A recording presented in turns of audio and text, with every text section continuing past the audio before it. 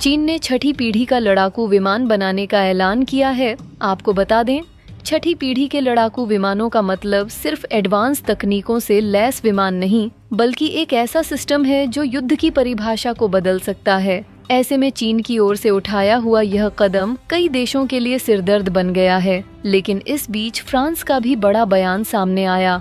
दरअसल फ्रांसीसी नौसेना के एक अधिकारी ने कहा है कि यह विमान अभी एक सपना जैसा है, क्योंकि इन्हें पूर्ण विकसित लड़ाकू विमान के रूप में विकसित होने में काफी समय लगेगा।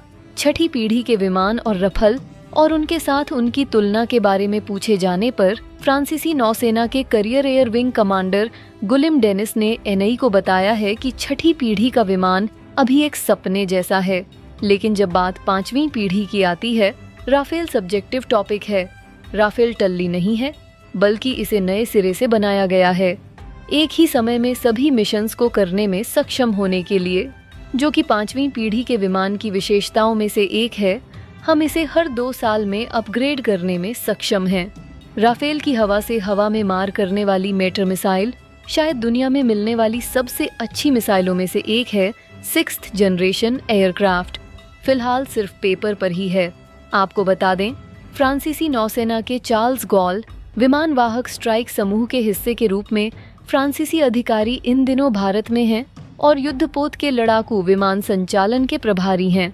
सोशल मीडिया पर छठी पीढ़ी के चीनी विमान के दृश्य सामने आने के बाद भारतीय विमान कार्यक्रम पर बहुत गर्मागर्म बहस छिड़ गई, जो किसी न किसी कारण से विलंबित हो गई।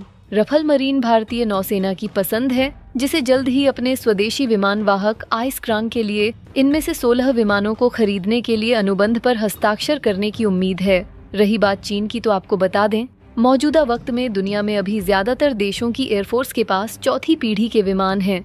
कुछ देश ऐसे भी हैं जिनके पास 5वीं पीढ़ी के लड़ाकू विमान है, जिसे चीन, अमेरिका, रूस और तुर्की जैसे देशों ने बनाया है। लेकिन अब छठी पीढ़ी के लड़ाकू विमानों के निर्माण के लिए भी रेस शुरू हो चुकी है।